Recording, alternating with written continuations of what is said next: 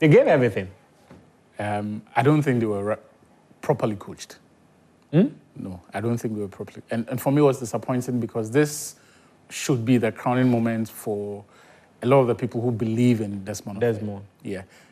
If you consider the fact that the team, he's coached the team for almost 2 years, September 2023 up until now, this was his first big stage. So he's had all of these mini tournaments, and there had been signs that the team was being given a breath of fresh air.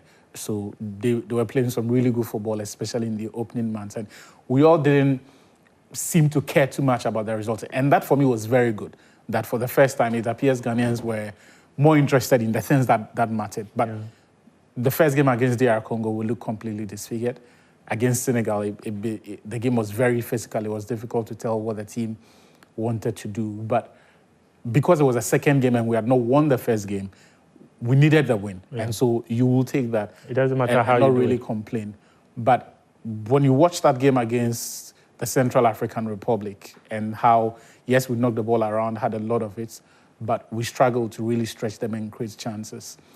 What happened today was, for me, it was difficult to try to make sense of, because so apart from the mistakes, so I don't want to reduce the narrative about the game to just the two mistakes that they made. Admittedly, it should not happen, because Ofori McCarthy is the most capped player in the team. He's the most experienced player.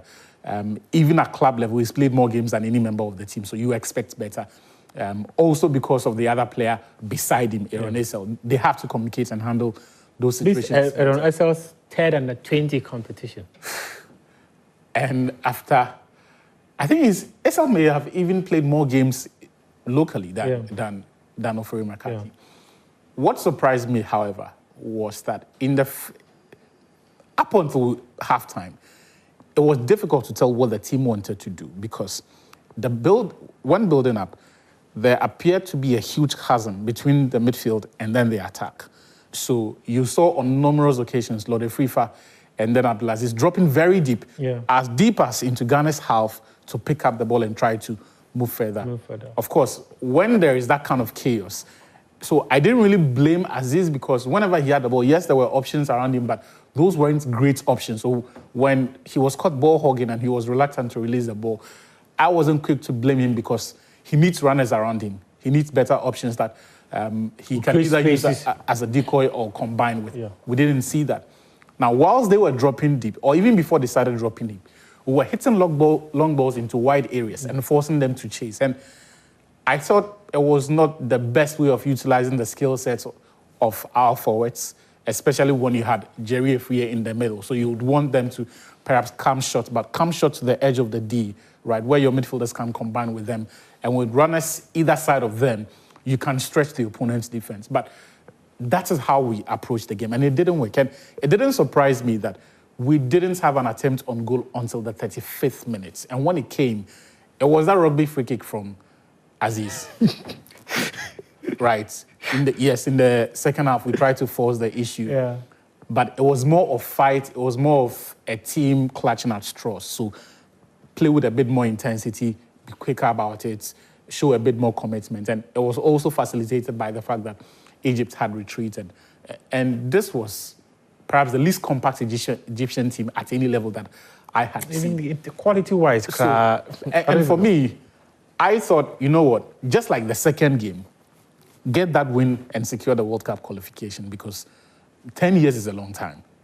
So there's that context that whilst I wanted to see signs of progress in terms of this team, and I wanted to see the team do well on the big stage, we also knew that given how long we've missed out on the World Cup, that was also important. And I think that would have given Desmond Ofei a bit more credibility. Unfortunately, that has not happened. We've gone out on a whimper. There is not a single game where you can point to it. Whimper, no, I search and say that there's not a single game where break down whimper. Where you can say that the team really played well. And so I feel very bad for him and for the players themselves, because they walk away with more questions than credibility. But perhaps it's the best time to have this kind of result, because for the first time in a long while, we have gone out. Yes, people are disappointed. Yes, people are upset. But I'm not hearing sack the coach, which is a good thing. Yeah. So let's come heads prevail, think it through, and then see what Ofe wants to do with the team again. Because I don't think we should even be having a conversation of whether or not he should be sacked.